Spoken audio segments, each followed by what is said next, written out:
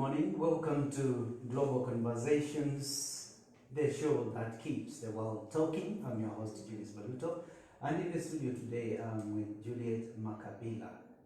Welcome. Thank you so much, Julius. How was your journey?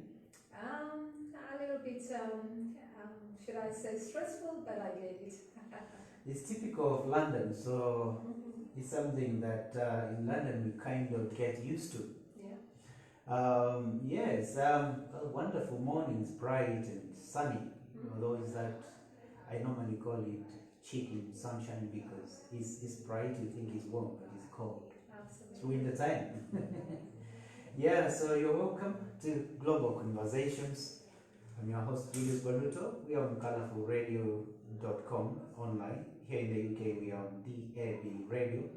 And it's a great pleasure to have Juliet this morning. As we usually begin, we usually start from our conversations from, London or UK where we are based, and we go all the way to different countries. Of course, we focus on the big stories of the day, which keeps on changing as time goes by.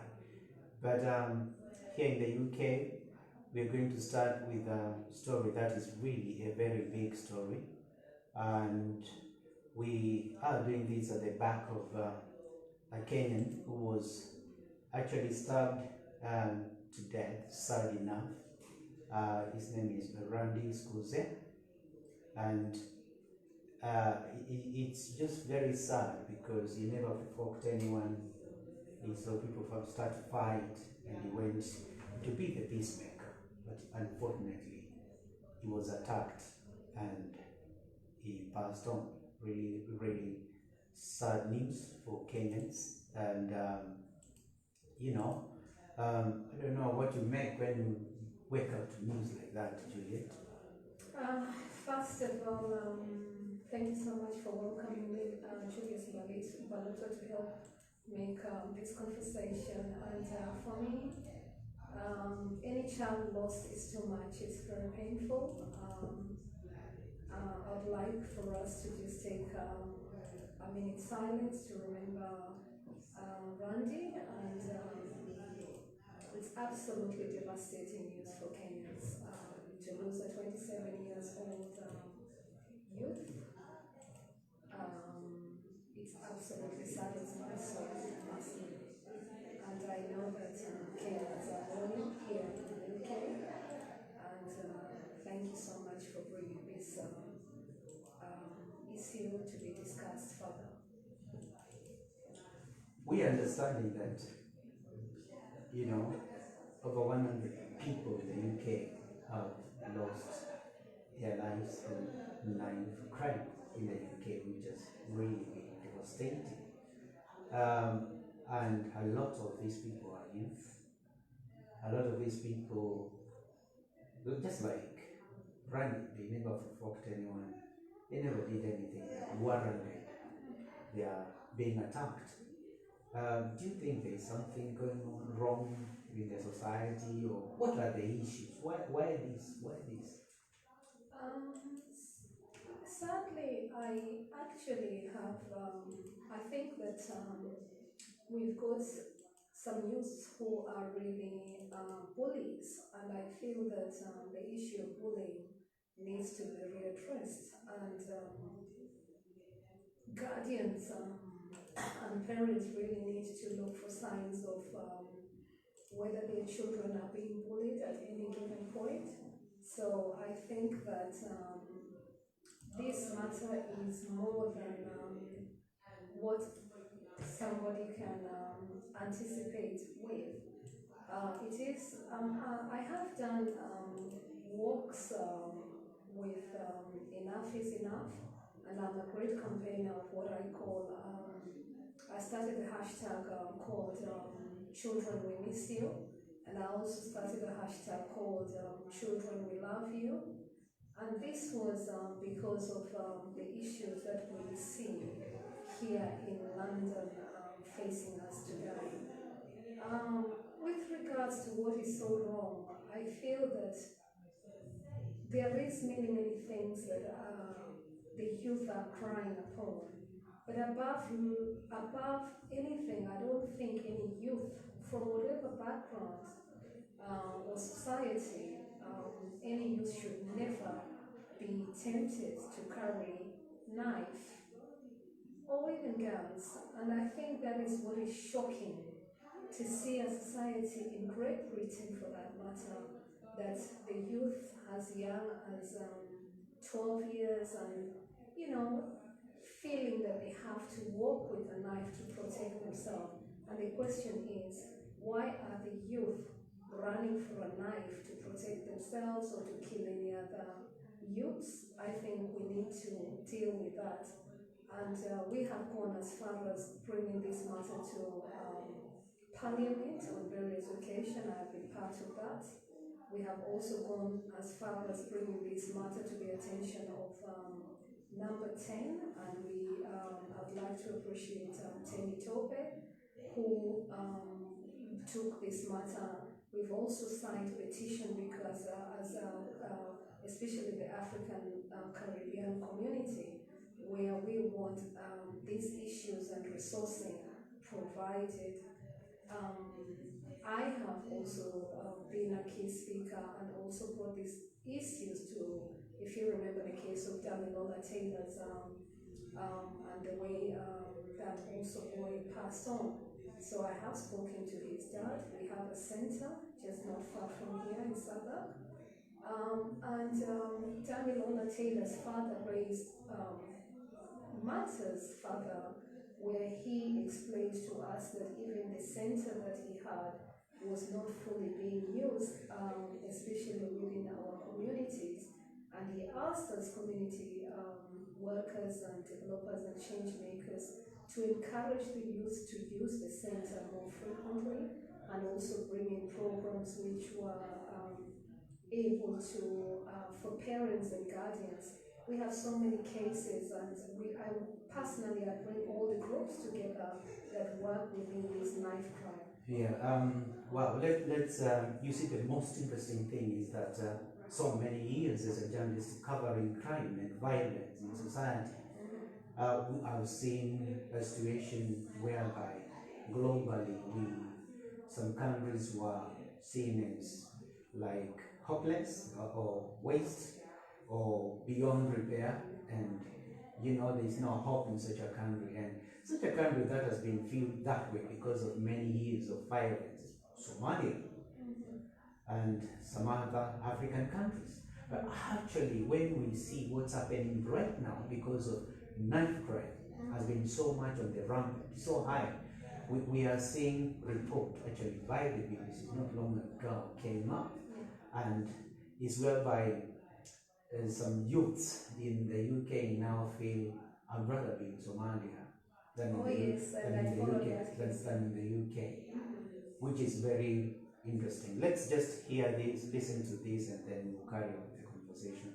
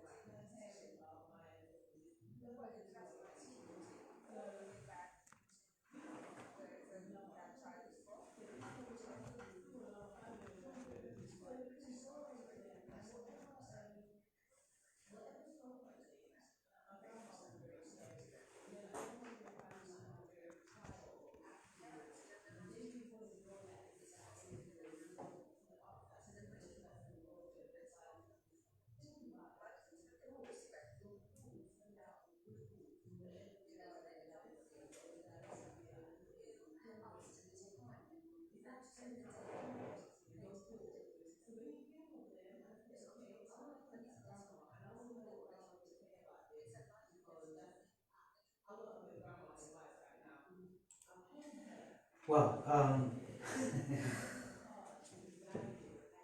I remember one time I woke up and all around, almost in different parts of London, north, west, south, east, there was a case to mention, and it went on for like a week.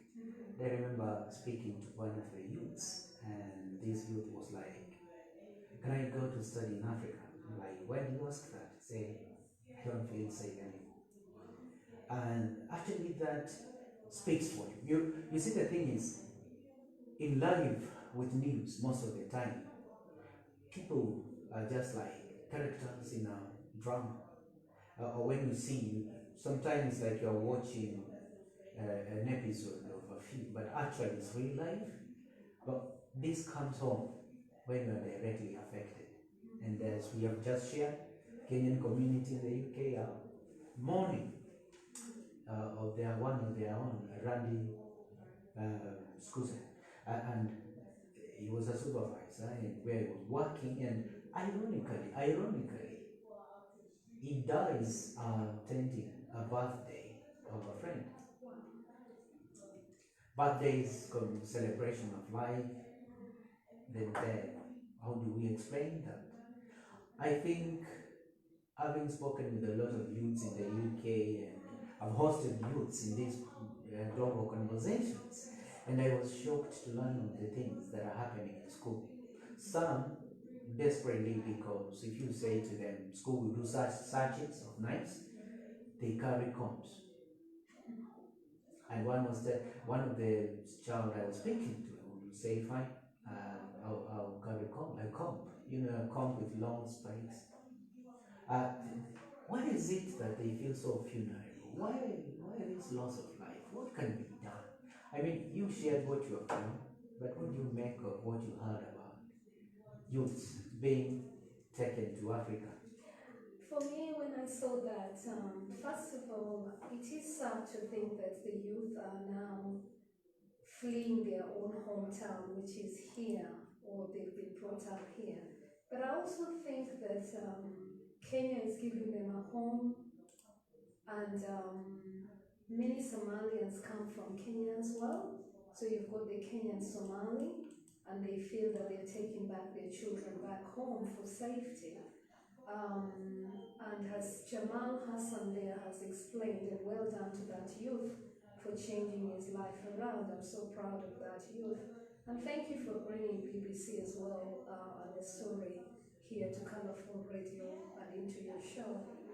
I think that it would be shocking to the Kenyan community in itself as well to see that youths are coming home because of knife crime from UK, if you see that kind of thing. If you tell that to children in Kenya or the youth in Kenya who aspire to come to London or to Europe, and you tell them you're facing such problems, I think that would bring a shocking statement to our culture. Our culture is not, I mean, children would fight, it's normal for kids to fight, but I don't think it's normal for kids to take knives and stab each other. And I think that is where 100 is a lot of people. it's more than 100. But definitely, probably these are just the, when it happens sometimes, you capture the first ones, and there are some in the hospital. Probably people never follow up, so you never check the whole statistics. But I've followed the statistics, and I've done a program which is called A Time with Julius. Thank you so much to the person who videoed that one was Howard.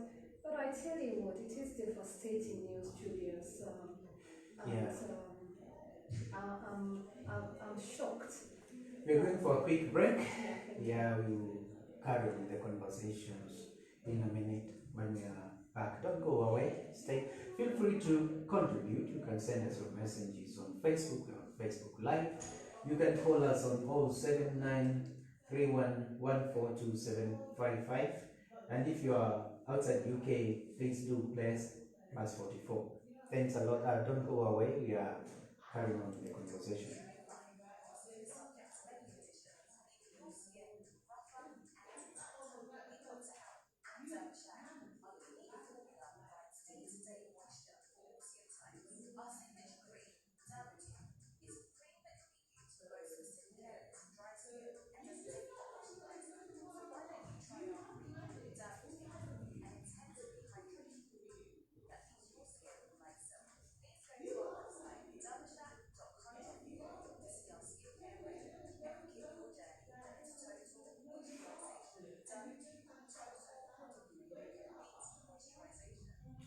Welcome back. You're listening to Global Conversations on Colourful Radio. I'm your host, Julius Mbaluto. We are coming to you all the way from the Africa Center at the heart of London and to you globally. And yes, Global Conversations is a show that keeps the world talking. So in the studio, I'm with Juliet Makapila. She's a community leader. She's done many different things. And yes, our focus, night crime in the UK. Sad what's happening around. Probably what I can recommend is to parents speak to children, find out the problems where they are coming from. Probably community engagement between the police and the communities. Probably in schools as well, proper,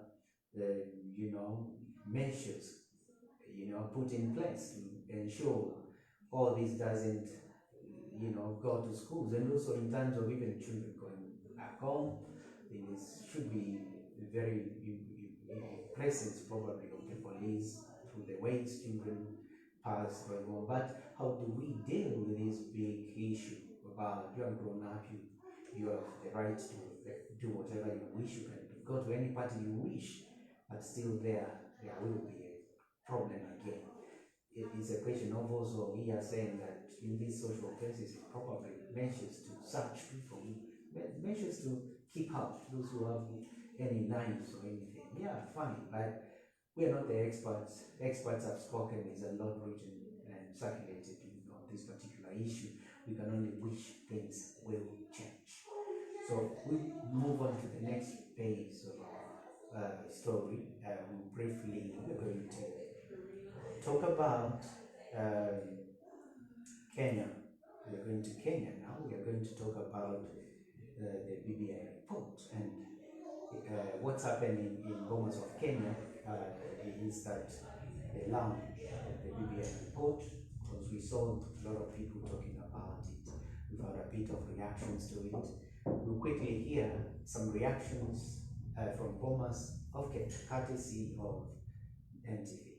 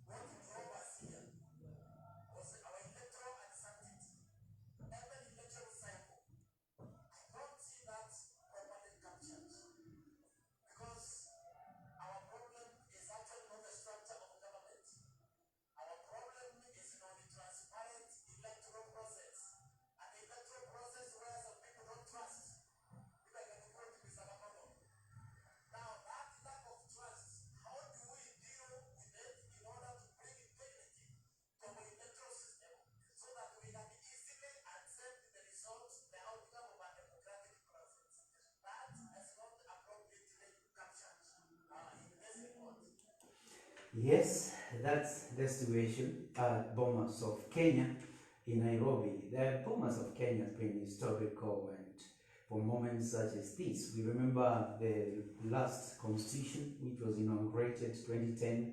It was actually debated, talked about within the Bomas of Kenya for a very long time. Now, my question to you as a Kenyan, and also as an aspiring politician here in the UK, we have already had the laws of the land, the constitution that was there before. Kenyans went what we call second liberation. They fought, clamoring for changes within the new constitutions. Clamoring for changes from the previous one, which was seen as a colonial era kind of constitution. Then it was changed. A new constitution promulgated 2010. And with this constitution before 2010, there was a lot of consultations done. I gave my views in London to a committee which was headed by Professor Yash Paul Guy. He came to London to do to search opinions of Kenyans, and it was widely consultation went on for a long time. It wasn't a quick fix, and out of it we came out with a constitution as Kenyans that is very progressive. They said it was the best in Africa, but now we have gone back again. We need some BBI. So, quick question is, as Kenyans, is it the problem? Is the laws the problem? Or is us as Kenyans the problem? Because I always say, every time I speak about this, if we cannot obey a red signal on the road and stop, we don't need to make any more laws to compel us to. Because at the end of the day, the law is already there. We are not actually using it, and the law enforcers are maybe not enforcing it. Thank you for that question, Julius. And I stood in the borough of Islington. Okay. Yes, I just want to relate to why I'm bringing that point up. So I stood in the borough of Islington against Catherine West, who is now the MP of Haringey, but I was at the time she was the leader of the council. So I'm relating to the question on the hand that if you were here in UK, would you be able to just wake up and change any constitution or policies just like that? And as you said,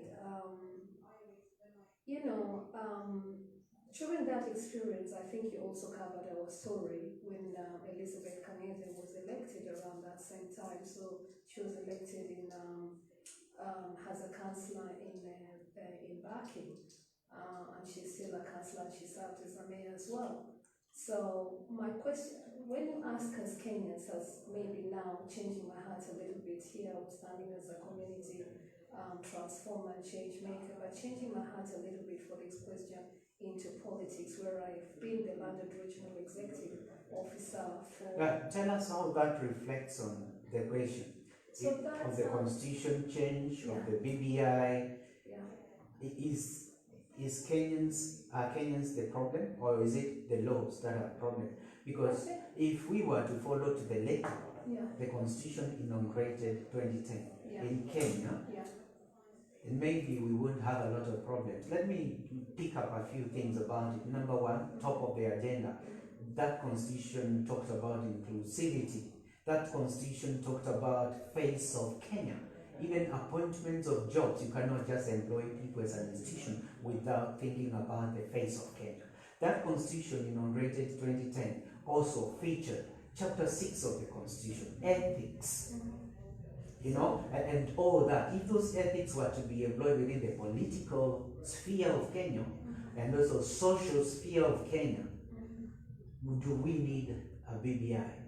I think that if you look at, I've got a very different view when it comes to how that constitution was done, and especially I know that Kenyans wanted a new constitution, and that was a good thing to be able to feel that they owned it. In that perspective, it was great to have the bananas and the orange perspective, and as we know, the orange side won. But in terms of how the task force executed the issues and how they're doing the constitution, they had limitation. And no one is talking about the limitation that the task force has faced for years. The task force has had loads of challenges due to certain political leaders, not to mention any names, but certain interference where there's conflict of interest. And the task force has faced a lot of management problems, I would love to suggest, and that's a personal opinion. So for me, we need to be looking at the task force and the challenges the task force has faced to execute its work and duties as it was mandated to do by our government. And our government has had challenges in terms of ensuring that the task force is able to do their duties without interference. So the question is, should politicians and certain politicians be interfering with the task force? And if that should have legal implications in our government or in any African government, once the task force has been formed, what should be the procedures? And how respectful should we be as citizens? Should the conflict of interest, if people are sitting in certain platforms, be declared so that we don't have the task force time wasted? So we have seen a lot of delays in terms of managing tasks. We have seen a lot of changes whereby you've seen all kinds of even fear in the sense that, and I know that I have spoken to ministers directly, and as a change maker and community transformer, I do care about government policies and government implication, not just in Kenya, but across Africa. Now that PBI report is out, is already out, and it's been launched. You'll see that. And what we saw during the processes you're saying, there was a lot of reactions. I'll call them knee-jerk reactions, because a lot of discussions were happening, being fronted by people who had not even read the report. People who didn't have the contents of the report at heart and in their mind, and they would take just biased or self-interested standpoints and run with that. We have seen that happening. And also, before the launch of the proper report, even during the launch, there was a fake report launched before the real one came out. So these are challenges that comes up. But now that we know, and I've read the report, and some of the things coming out there, to me, they're not new. But actually, when you look at them, they need proper attention. Like number one of the conclusions by the task report was that Kenyans, from the top all the way to the bottom, we have a culture that we don't like to follow the law. What can be done to make sure that we follow the law? And also, what can leaders do to lead by example? Because if observance to the laws is falling from the top, what should leaders do to ensure we follow the law? And I've checked the report. And when you look at the consultation process, it wasn't as long as the consultation for writing of the new constitution took place. It was pretty much longer. But this particular one was just shorter. And also fewer people, because you're giving us a report, only 7,000 people are given their opinions. 7,000 people. How many are we? 47 plus million people. So to be very fair to the leadership, Uhuru Kenyatta, President, former PM, Raila Odinga, they have said, excuse me, this is a report. Now start talking about it to include your opinions, and maybe the consultation goes on. So it's not like it's going to be implemented right away the way it is. But what do you think about us Kenyans in terms of not paying attention to law? Issues like tribalism are there, issues like corruption are still there. As a Kenyans, what do you think about all this? And if corruption, I'll tell you one thing, fine. We haven't seen very many conclusions of cases of people who are arrested through corruption. I think that I would love to portray magical Kenya on my side. And the memories of, for myself, is I think that many Kenyans are good people, but you've got a few people who would not want to follow the laws, and as you say, top-down approach.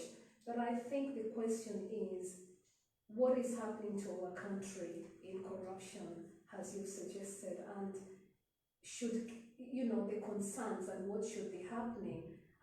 You've just suggested more arrests perhaps should be happening, especially from top down. In terms of what should we be doing as Kenyans, I think every Kenyan has got the responsibility to fight against corruption in all our work, in all our areas, in all our ways. And I believe that it's only by changing our mindset that we are all responsible for what is happening in our countries. And that goes across Kenya, that goes across Africa.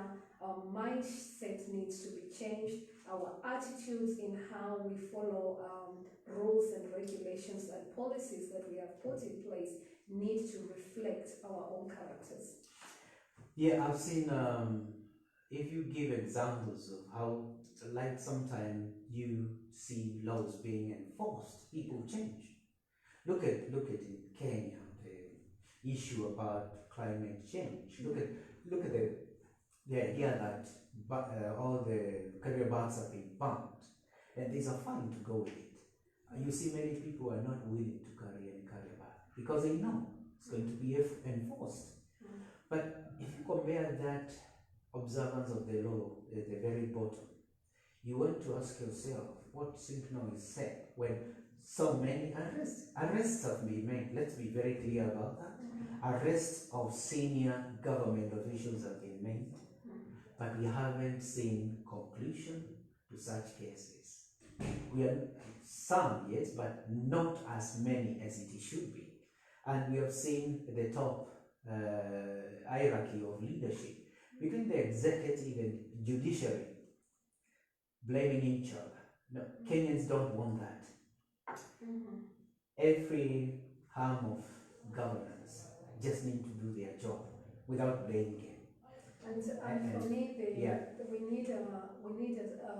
need. For me, somebody asked me this question 2 weeks, I think about a month ago, about what I think that the judiciary, should look like.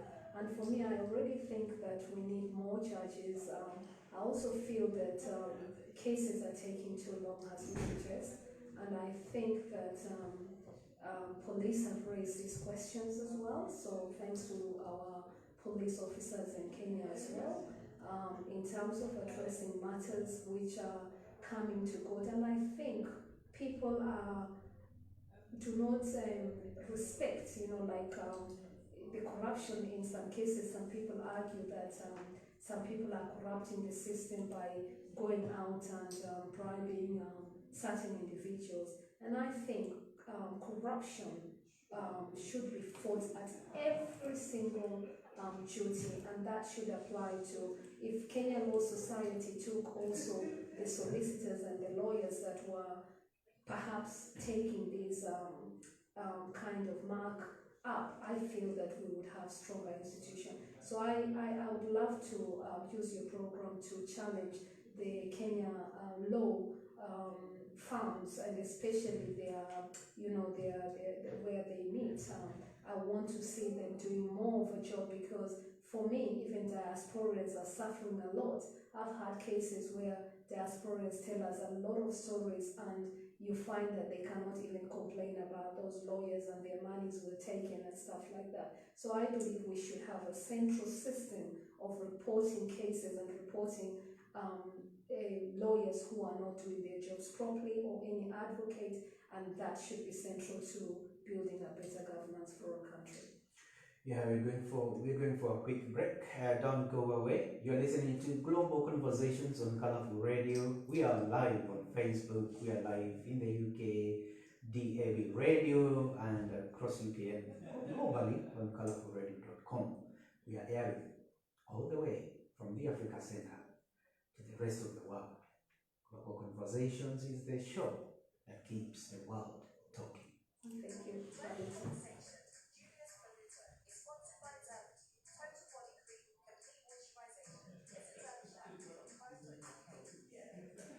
Yes, we are going to the second part of the program, and in this particular part of the program, we normally talk to you about what you do. We always say global conversation, we celebrate everybody. I always say my best catchphrase when I go to my local shop and it's closed. I may drink tea without milk, and it is not going to be choice. It's just because my shopkeeper door is shut. So we celebrate everything that people do, everybody. And that's why we like to talk to people who come to our shop. Tell us what you do and you know how that impacts on the world that we are living in. So you are here, Juliet, it's your time. Let's start with at the top. You know, you once vied to become a counselor. You're here in London, so but just tell us about yourself from Kenya. Well, I love Kenya, magical Kenya, as I started earlier on saying, and thank you so much, Julius Mbaluto, for inviting me to your program and show here today, right down here at Colourful Radio. This is the first time I'm doing a program with yourself. I have watched you on live shows and share that more often, and thanks so much for the interest that you asked me to pop in and just come and talk about our work and why the interest. I'm a community transformer and change maker. That's what I love to be known as. I wear many hats and different hats project differently. One of the main areas that I'm really interested with is promoting the Sustainable Development Goals. Promoting the sustainable development goals, which are the UN development goals. And I love doing that. I love supporting our community to improve their livelihoods and to make sure that we are doing the best. And the one thing that many people know me as, of course, is the African Wonder Woman, and I'm the African Wonder Woman who is always wondering and full of wonders. And thank you so much for bringing me to your show. Yeah, you're welcome. You talk about magical Kenya, but people don't know you. You were born in Kenya, something like that. Yeah. I'm British Kenyan actually. So. It's still okay. Yes, yeah, British Kenyan. Everything Thank you. works. Talk to us about your vying to be a politician. I mean, in London, is it that easy? I'd love to say it's not easy. People might think it's easy, but I would love to say that it's not easy, especially during the election, the electing period. You have to be elected within a political party, and I think that process can be quite challenging, especially if you're from the BAME community. So I believe that people need to know and to get there and to be able to, I viewed on the ticket of Lib Dems, and as I said earlier on, yourself and Topi Liambila and I believe Derek and a few others picked the story. There was quite a few of us during that year. I think we had Mariana Lapini, if I may not be mistaken, and somebody else from Basildon as well, and myself, and I think there was also another councillor. There's about six Kenyans vying for councillors' positions in the UK.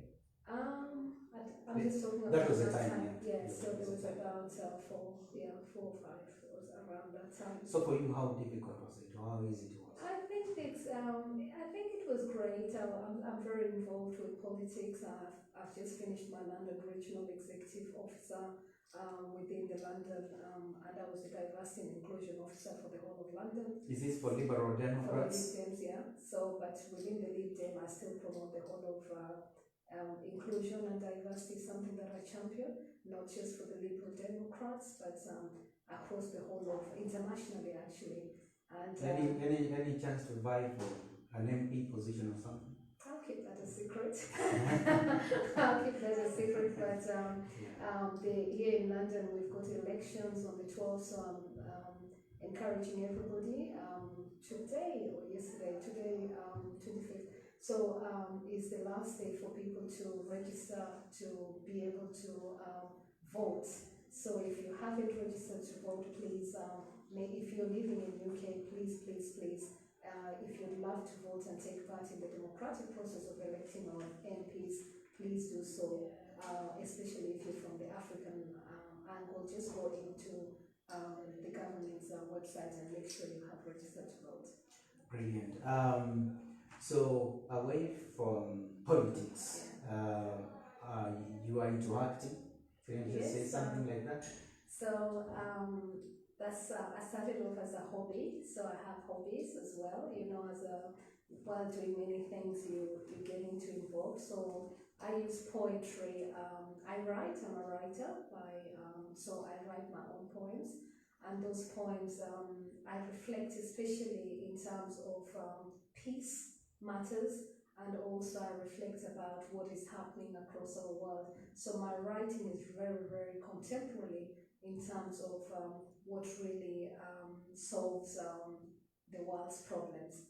And so recently, which is just 2 days ago, well, prior to that, really, during Black History Month, I was invited by Councillor and Civics Mayor Victoria Baze, who wanted me to say a poem in celebration of, she had my appointment, so she wanted me to say the poem, which I wrote myself, so I was very proud to present that in the borough of Tower Hamlets. But this weekend as well, I was delighted to also be, and then after that, I was also invited, sorry, it's the other way around, but I was also invited to say the same poem during Black History Month by the Asian community in terms of celebrating Mayo Angelou. So I was asked to pick 2 poems which I really loved and why I loved them, plus my own poem.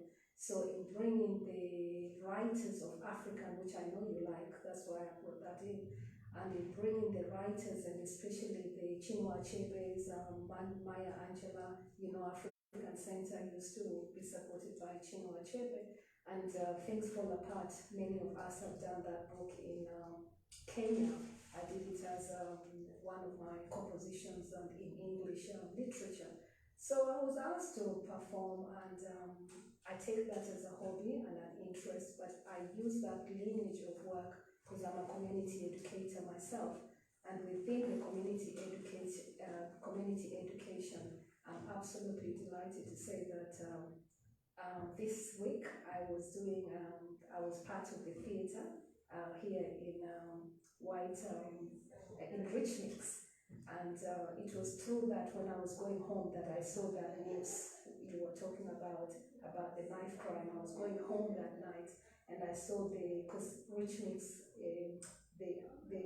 where it is situated is not far from Algit East. So what's the play that you were acting? Mohad, yeah, it was. It's called Mohad, Mohala, and it was directed by T.M. Hamad as well. And thank you so much to all the technical team and all the actors. Yeah, that's brilliant. But I'm also going to say that I'm the first, I'm the first actor for the Kenyans to be on Bollywood, because, you know, mainly you find that it's Asian Kenyans, but I'm an African Kenyan, or I'm a Kenyan born. I'm a Kenyan, as in African Kenyan.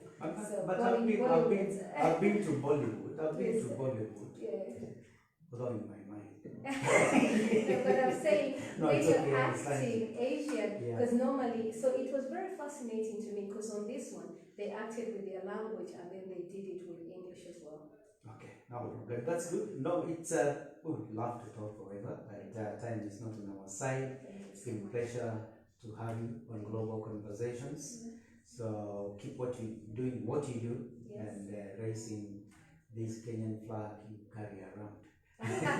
Oh yeah, and just a quick one. The storyline was about making sure that women are not being used as commodities and women are not being exploited.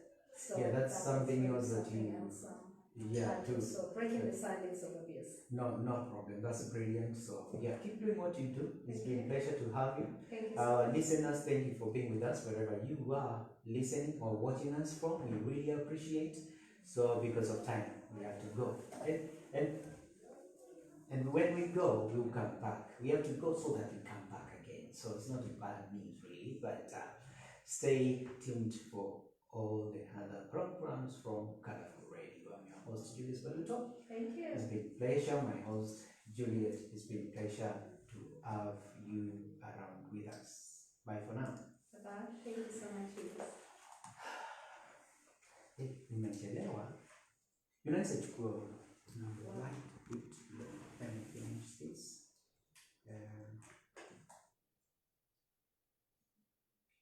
Lots of people watching. Finish.